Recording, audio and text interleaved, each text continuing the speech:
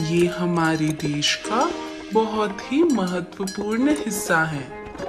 वे खेतों में दिन रात मेहनत करके फल, सब्जियां और अनाज उगाते हैं और अनाज हमारे जीवन का मुख्य आधार है। इसलिए लाल बहादुर शास्त्री जी का भी मुख्य नारा था, जय जवान जय किसान।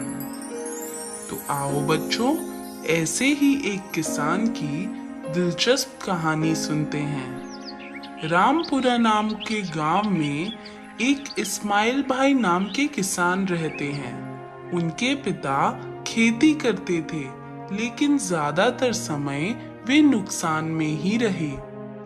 इसीलिए उनका परिवार उस खेती को बेच देना चाहता था, लेकिन इस्माइल भाई उनके विचार से सहमत नहीं थे। वे एक आशावादी और बहुत ही मेहनती इंसान थे। वे अपने पिता की तरह ही खेती करना चाहते थे और खेती घाटे का सौदा है, इस सोच को भी बदलना चाहते थे। आखिर उन्होंने अपने परिवार वालों को मना ही लिया। कुछ सोच विचार के बाद उन्होंने आलू की खेती करने का तय किया और उन्होंने अच्छे आलू उगाने की पूरी जानकारी इंटरनेट की सहायता से हासिल की। इंटरनेट से खेती के नए तौर तरीकों की पढ़ाई कर इस्माइल भाई ने ड्रिप इरिगेशन की सहायता से खेती शुरू की, जिसमें कम पानी में ज़्यादा खेती की जा सकती है। उनके परिवार ने उनका पूरा साथ दिया। कड़ी मेहनत और परिवार के साथ ने आखिर रंग दिखाया और उनके खेत में आलू की बहुत ही अच्छी फसल पैदा हुई। बड़े बड़े और बहुत ही अच्छी क्वालिटी के आलू उगे।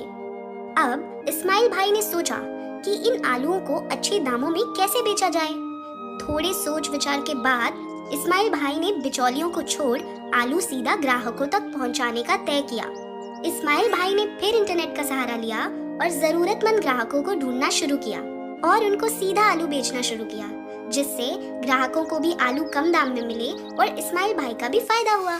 उनकी ईमानदारी और अच्छी क्वालिटी के आलू के कारण उनका व्यापार बढ़ने लगा और इस्माइल भाई को बहुत मुनाफा होने लगा। इस सफलता के कारण उनका आत्मविश्वास बहुत बढ़ गया और उन्होंने और भी कई चीजों की खेती करना शुरू कर दिया।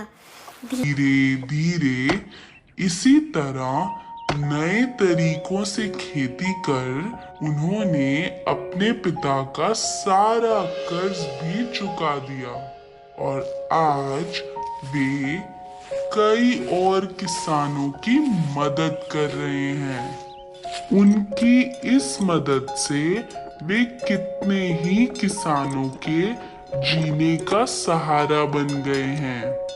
आज खेती के तौर तरीकों में बहुत उन्नति हुई है और इसकी कई इंस्टीट्यूट में पढ़ाई भी की जा सकती है, जिसमें खेती किस प्रकार से करें, मिट्टी की परख और किस प्रकार का खाद इस्तेमाल होना चाहिए, इन सब की जानकारी दी जाती है।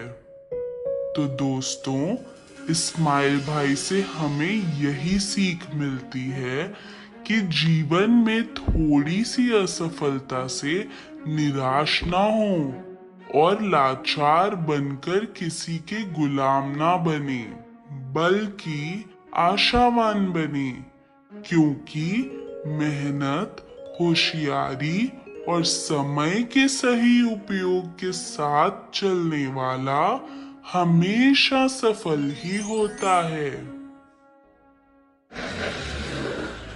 अगर आपको हमारी स्टोरी अच्छी लगी हो तो हमारे चैनल को लाइक, शेयर और सब्सक्राइब कीजिए। बाय।